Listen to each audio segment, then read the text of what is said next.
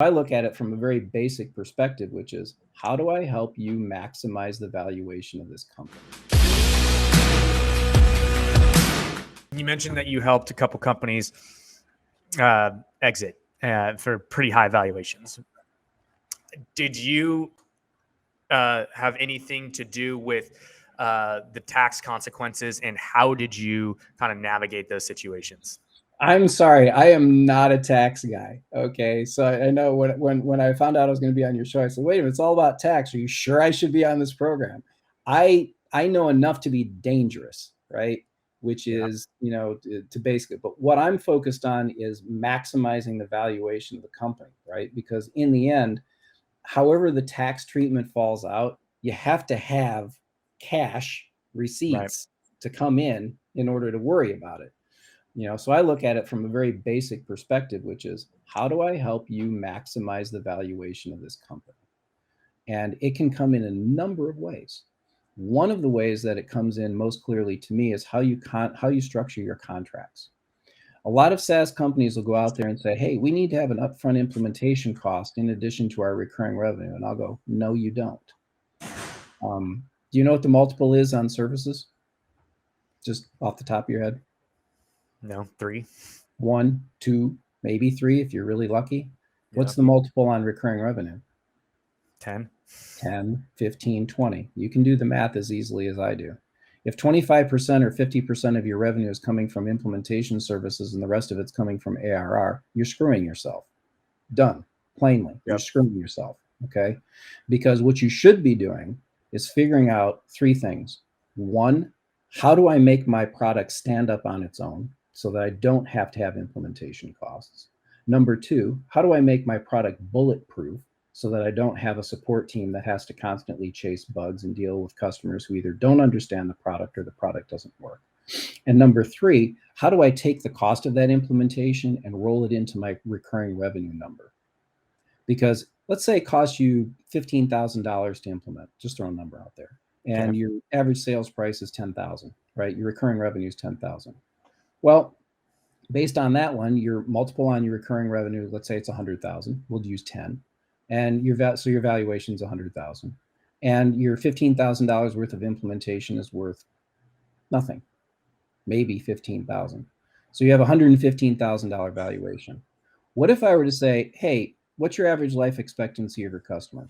Is it 3 years? Is it 5 years? Why don't you take that 15,000 and instead of charging 15,000 up front and 10,000 a year, why don't you just charge them 15,000 a year?" Now the valuation is 150 out of the gate before you haven't even changed anything. All you did was change the contract and the terms. You still have the implementation team, they're still there. Now the focus will be on your gross margin. Right? So let me dive into that really quick. So if you can change your reoccurring revenue. Yep. Okay. I mean, that basically adds $15,000 of cost every single year to that client. Yes, it does. Or 5,000, right? So you're looking at it saying, okay, I could charge them 15,000 up front, but I'm looking at it from the perspective of the software company, not necessarily the client, right? Okay. If the product is there and the value prop is there, maybe 10,000 to 5,000 isn't the right, but the number, if they really need that product and you can really demonstrate the value prop to them, they're going to buy it. Okay. And you probably have more room to have higher recurring revenue than you do to have higher implementations. And again, I'm going to come back to your services revenue. When you go in front of an investor and you're looking to set a pre-money valuation, they're going to look at your services and say, "That's nice. Show me your ARR." Right?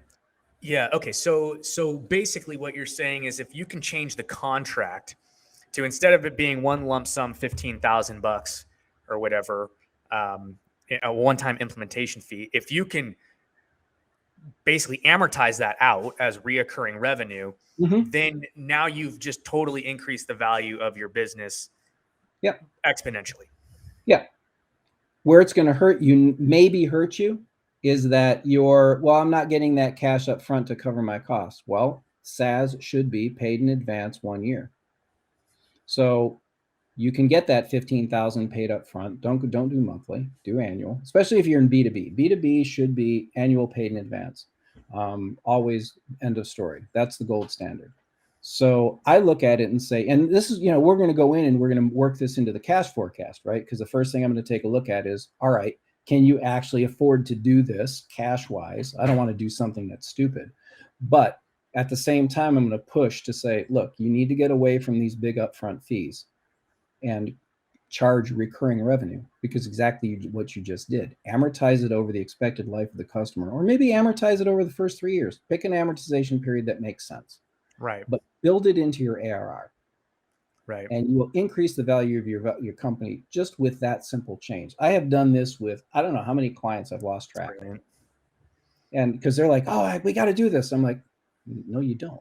This is what you have to do. And once I explain it to him and show him to him, and it's, again, this is not rocket science, right? It's just like, look, here it is. Simple. 10 times this, 1 times that. Which one do you want to have more of? Yeah. No, that makes a lot of sense.